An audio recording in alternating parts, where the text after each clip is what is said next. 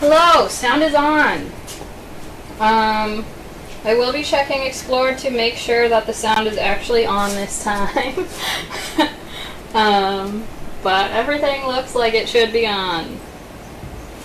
So, with these puppies, they are growing like weeds. They are 9 weeks old. And as you can see, we've expanded the puppy room. So they have access to pretty much all of the room except the futon. They have dog beds, they do not need the futon. So we're gonna save the futon and try to make it stay as not gross as we can get it. So we'll see how well we do with that. We've been doing a lot of car rides with these puppies. I did 2 car rides this morning with 2 pups each, and we sat in the back of the car with the windows open, listening to traffic for a while until they calmed down.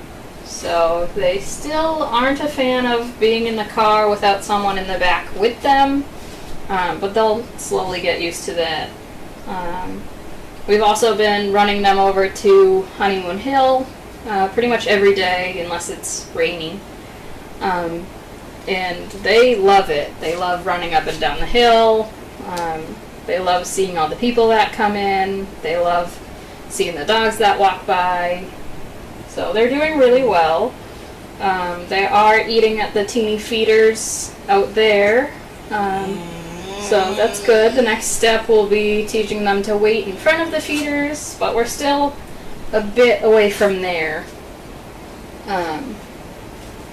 We still are having some trouble with them trying to all eat out of the same bowl when there's multiple bowls available.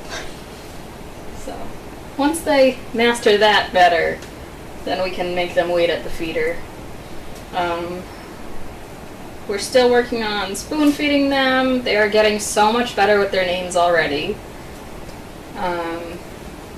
And I did start on Friday with a couple of them on figure-8 leashes.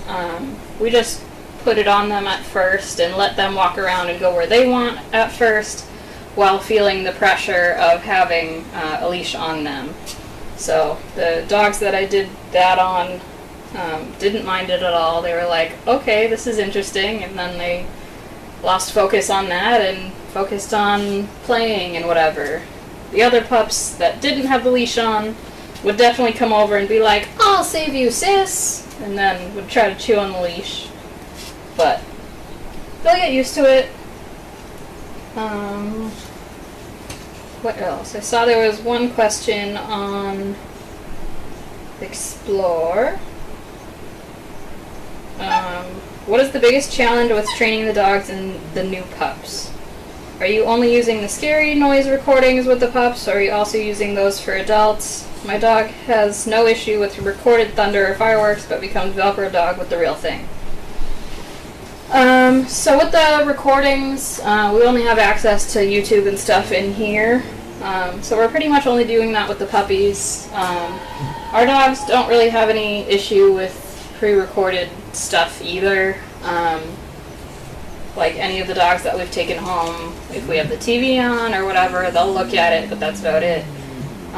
We always have the radios on, so they're not really sensitive to that. It's more of when you take them out into public where there's like sound and sight scary things, like a truck coming, it's big, it's loud, goes by quickly, so stuff like that. And then the puppies, we don't have it on all the time, but they've pretty much gotten used to all of those sounds that we can find so far. They don't care about the thunderstorms pre-recorded. They actually fall asleep better to it. I guess it's soothing to them now. Even the recorded fireworks thing, when it first goes on, they might like lift their heads and then they're like, oh, that's what it is, never mind. So with thunder and fireworks, we're not going to set off fireworks here, and also you can't have a thunderstorm on command. So they get used to it just being here. We are in like the suburbs, so I anticipate 4th of July weekend there will be fireworks going off, even though it's illegal in Massachusetts. So they'll get used to it. From afar, it's the up close that it can be pretty scary. But when they become service dogs, we do recommend to our recipients that they don't take the dogs up close near fireworks, because that is scary for anyone. They're literally explosions. So if they do take a dog to see fireworks,